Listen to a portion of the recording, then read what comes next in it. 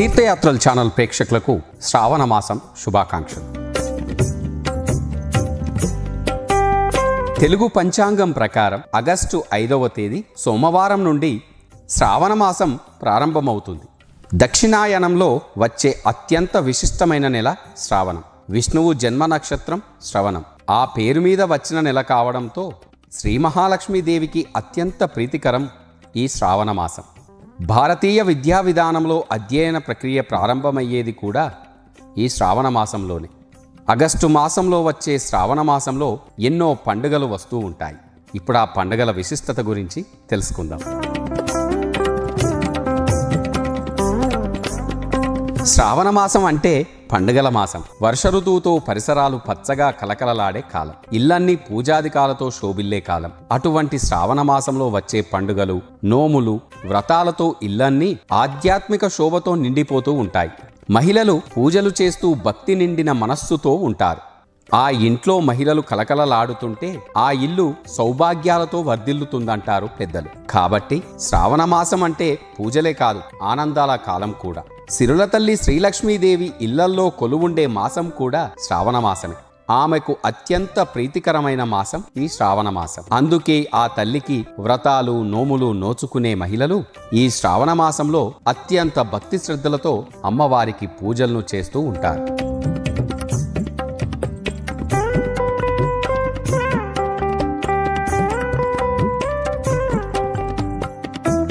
ఈ క్రోధినామ సంవత్సరంలో శ్రావణ మాసం ఆగస్టు 5వ తేదీన ప్రారంభం కానుంది.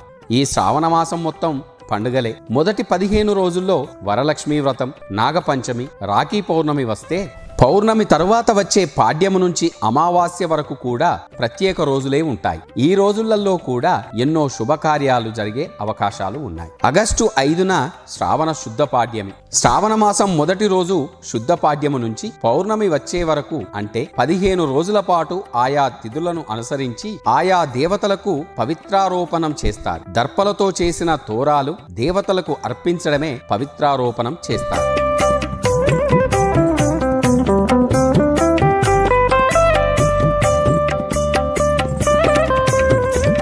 ఆగస్టు 6న శ్రావణ శుద్ధ విదియ. ఈ శ్రావణ శుద్ధ విదియను మనోరథ ద్వితీయ అని కూడా అంటారు. ఈ రోజు ఉపవాసం ఉండి ఆ వాసుదేవుడిని పూజించి సూర్యాస్తమయం తరువాత భోజనం చేస్తే అంతా శుభమే జరుగుతుంది. ఆగస్టు 7న శ్రావణ శుద్ధ తదియ. ఈ రోజు ఉత్తరాదిన కొన్ని ప్రాంతాల్లో మధుశ్రావణి వ్రతాన్ని ఆచరిస్తారు. ఈ వ్రత విధానం గురించి కృత్యసార సముచ్చయం అనే గ్రంథంలో పేర్కొన్నారు. ఈ వ్రతాన్ని చేయడం వల్ల ఆ ఇంట్లో అన్ని శుభకార్యాలే జరుగుతాయని వ్రత కథ చెబుతోంది.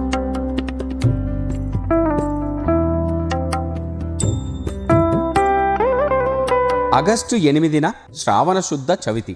శ్రావణ మాసంలో పౌర్ణమి ముందు వచ్చే చవితిని రాయలసీమ ప్రాంతంలో నాగులకు పూజ చేస్తారు. విఘ్నేశ్వరుడి పూజకు కూడా ఈ తిథి చాలా అత్యుత్తమం కూడా. ఆగస్టు 9న శ్రావణ శుద్ధ పంచమి, గరుడ పంచమి. శ్రావణ శుద్ధ చవితి తరువాత వచ్చే పంచమిని నాగపంచమి, గరుడ పంచమి అని కూడా అంటారు. ఈ రోజు విశిష్టత గురించి శివుడు పార్వతీదేవికి చెప్పాడని హేమాద్రి ప్రభాస ఖండంలో పేర్కొన్నారు. ఆగస్టు 10న శ్రావణ శుద్ధ షష్ఠి.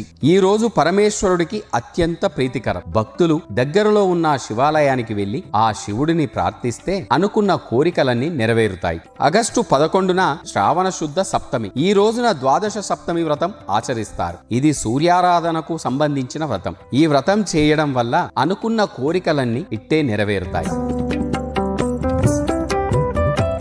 ఆగస్టు 12న శ్రావణ శుద్ధ అష్టమి. దుర్గాదేవి పూజకు ఏడాది పొడవునా వచ్చే ప్రతి అష్టమి అనుకూలమే. అయితే ఏడాది మొత్తం అష్టమి రోజు దుర్గమ్మను పూజించాలని సంకల్పిస్తే శ్రావణ శుద్ధ అష్టమి రోజు ప్రారంభిస్తారు. అప్పటి నుంచి ప్రతి నెల పూజిస్తారు. ఈ శ్రావణ శుద్ధ అష్టమి రోజు దుర్గాదేవికి పూజ చేయడం వల్ల అన్ని శుభాలే జరుగుతాయి. ఆగస్టు 13 శ్రావణ శుద్ధ నవమి. ఈ రోజు మంగళవారం రావడంతో మంగళగౌరి వ్రతాన్ని ఆచరిస్తారు. ఎవరైతే మంగళగౌరి వ్రతాన్ని భక్తి శ్రద్ధలతో చేస్తారో వారి ఇంట సకల సౌభాగ్యాలు, అష్టైశ్వర్యాలు చేకూరుతాయి. ఆగస్టు 14న శ్రావణ శుద్ధ దశమి. ఈ శ్రావణ శుద్ధ దశమి ఆషాదశమి అని కూడా పిలుస్తారు. ఈ రోజు చేసే పూజలు, వ్రతాల వల్ల కోరుకున్న కోరికలన్నీ నెరవేరుతాయని భక్తుల విశ్వాసం. ఆగస్టు 15న శ్రావణ శుద్ధ ఏకాదశి. దీనిని పుత్ర ఏకాదశిగా పిలుస్తారు. మహిజిత్తు అనే రాజు ఈ రోజు చేసిన వ్రత ఫలితంగా పుత్రుడు జన్మించాడట. అందుకే పుత్ర ఏకాదశి అని కూడా అంటారు.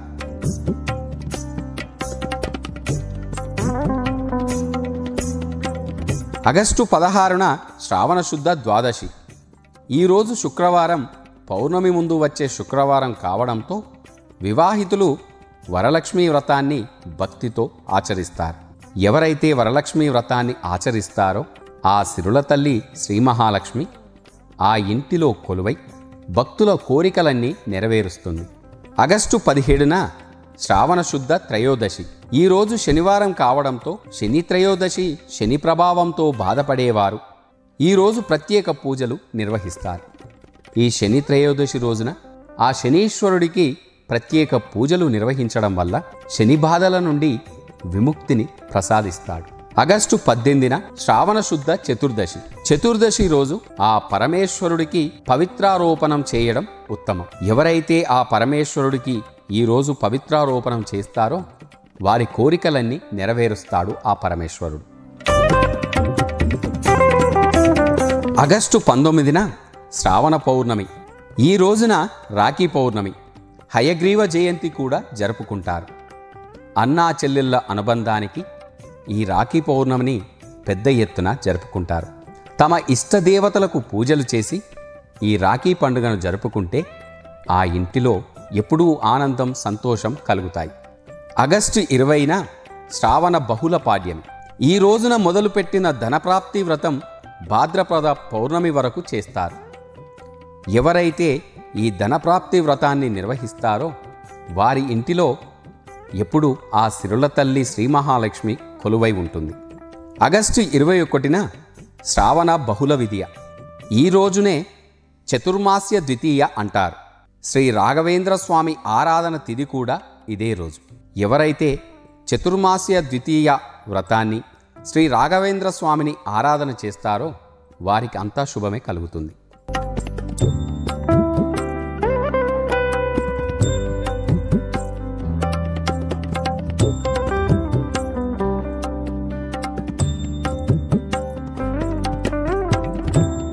ఆగస్టు 22న శ్రావణ బహుళ తదియ. తుష్టిప్రాప్తి తృతీయ వ్రతాన్ని నిర్వహిస్తారు. ఈ వ్రతం చేయడం వల్ల వారు అనుకున్న కోరికలన్నీ నెరవేరుతాయి. ఆగస్టు 23 శ్రావణ బహుళ చవితి. ఈ బహుళ చవితి రోజు గోపూజను చేస్తే వారికి అంతా శుభమే జరుగుతుంది. ఈ రోజును దగ్గరలో ఉన్న గోశాలకు వెళ్ళి ఆ గోవులకు గ్రాసాన్ని అందించి ఆ గోమాతను పూజిస్తే సకల శుభాలు కలుగుతాయి. ఆగస్టు 24న శ్రావణ బహుళ పంచమి. రక్షాపంచమి వ్రత దినమని అంటారు. తమకు రక్ష ఉండే వారిని ఎప్పుడూ రక్షించుమని కోరుతూ ఆ శ్రీ మహాలక్ష్మికి భక్తి శ్రద్ధలతో ఈ వ్రతాన్ని నోముకుంటారు భక్తులు. ఆగస్టు 25న శ్రావణ బహుళ షష్ఠి. బలరామ జయంతి కూడా జరుపుకుంటారు. ఆగస్టు 26 శ్రావణ బహుళ అష్టమి. శ్రీకృష్ణ జన్మాష్టమి కూడా. ఈరోజు శ్రీకృష్ణుడికి ప్రత్యేక పూజలు నిర్వహిస్తారు. సాయంత్రం ఉట్లు కట్టి కొట్టే ఉత్సవాన్ని నిర్వహిస్తారు.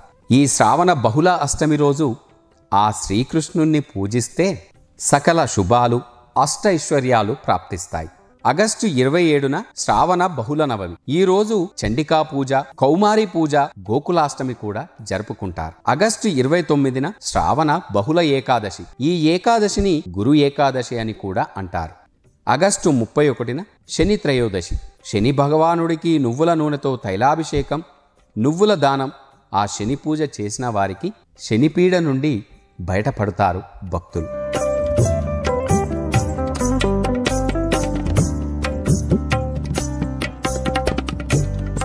సెప్టెంబర్ 2న శ్రావణ అమావాస్య. ఈ శ్రావణ అమావాస్య రోజు పొలాల అమావాస్య అని కూడా అంటారు. రైతులు ఆ పొలాల వద్ద ప్రత్యేక పూజలు జరుపుకుంటారు. ఇలా చేయడం వల్ల తాము పండించే పంటలు సమృద్ధిగా ఉంటాయని భక్తుల నమ్మకం.